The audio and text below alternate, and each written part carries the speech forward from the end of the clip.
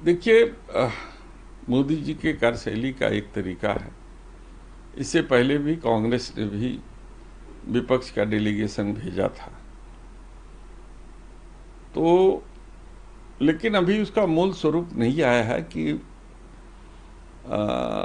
इसका स्वरूप क्या होगा। तो ऐसी परिस्थिति में अभी इमेच्योर है। जब ये पूरी तरीके से मैच्योर हो जाएगा तो इस पर बात करेंगे। इसको लेकर के अब विवाद शशि थरूर का नाम है। कांग्रेस ने कहा कि हमसे और एलओपी से पूछा गया था जो नाम, और हमने जो नाम दिया उसमें से कोई नाम उस लिस्ट में नहीं। कह तो रहा हूँ कि अभी ये मैच्योर है। अभी जब पूरी तरीके से मैच्योर हो जाएगी तो इस पर बात करेंगे। अभी हमारे राष्ट्रीय अध्यक्ष जी का पूरा व्यू नहीं आया है, और जब राष्ट्रीय अध्यक्ष जी जो निर्णय लेंगे हम सब उनके निर्णय के साथ रहेंगे। हमारा भी व्यू वही रहेगा। जिस तरह से आप बार बार सवाल देश में भी खड़े किए, राम गोपाल जी ने भी स्टेटमेंट दिया था, कल मध्य प्रदेश के मंत्री ने दिया जिस तरह से बयान, उसको लेकर के आप क्या कहेंगे? देखिए, राम गोपाल जी ने तो उन चीज़ों का जिक्र किया जो भारतीय जनता पार्टी का असली चेहरा है।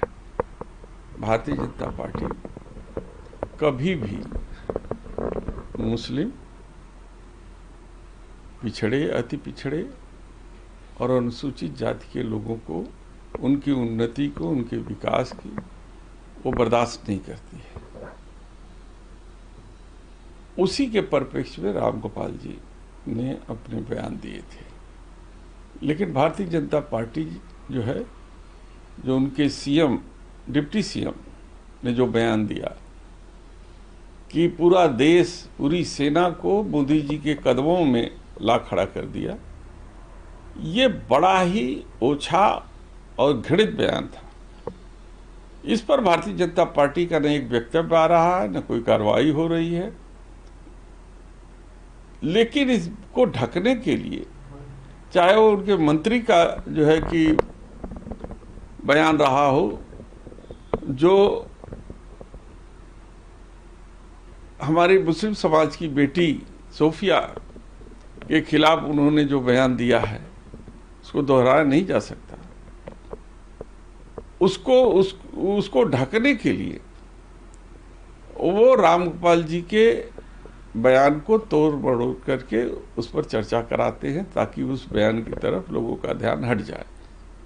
ये भारतीय जनता पार्टी के लोग हैं जो कभी भी अल्पसंख्यक, पिछड़ा, अति पिछड़ा और अनुसूचित जाति के लोगों को बर्दाश्त नहीं करती है। आपने देखा होगा कि रामजी लाल सुमन जी के साथ किस तरीके का भारतीय जनता पार्टी ने व्यवहार किया। आज एक भी करणी सेना के किसी भी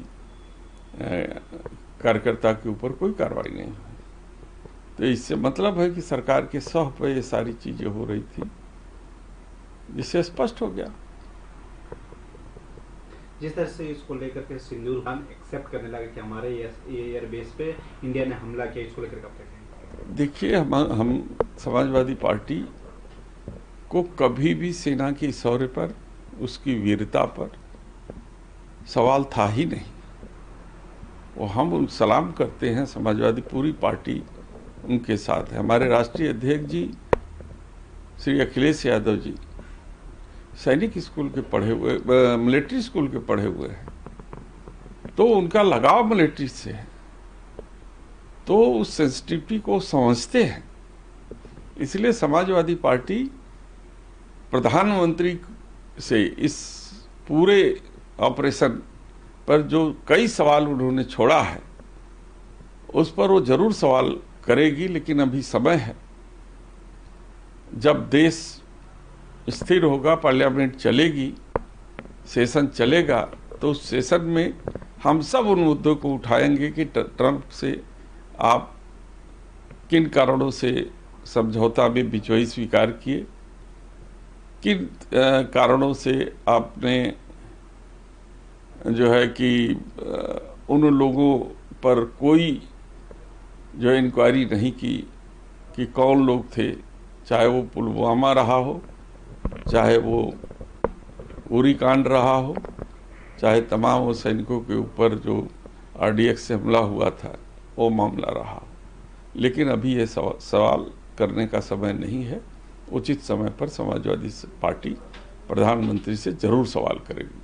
आखिरी सवाल, राजनाथ जी ने कल पाकिस्तान को चेताया और दुनिया को कहा है कि आईएमएफ जो पैसे फंडिंग पाकिस्तान को कह रहा है वो टेरर के लिए इस्तेमाल हो रहा है, इसलिए उसकी फंडिंग बंद होनी चाहिए। तो क्यों न भारतीय जनता पार्टी से एक आधिकारिक जो है निर्देश जाना चाहिए, अमेरिका को जाना चाहिए, उनके जो यहाँ के राजदूत हैं उनको बुला करके आपत्ति दर्ज करना चाहिए। तो ये सब क्यों नहीं हो रहा है, केवल बयानबाजी हो रही है। तो बयानबाजी से तो सब देश सुन रहा है इनकी कि गोली का जवाब गोला से देंगे, या दुनिया भर के बयान हम सुन रहे हैं। लेकिन आधिकारिक तौर पर अमेरिका के राजदूत को बुला करके क्या भारत की सरकार ने उन्हें डिसेंट नोट दिया? क्या अमेरिका से के राजदूत के माध्यम से और तमाम तुर्की के राजदूत के माध्यम से इन सब चीज़ों को उठाया? ये सवाल बहुत हैं, लेकिन आने वाले समय पर इसे पूछा जाएगा और जवाब उनको देना पड़ेगा प्रधानमंत्री जी को। धन्यवाद।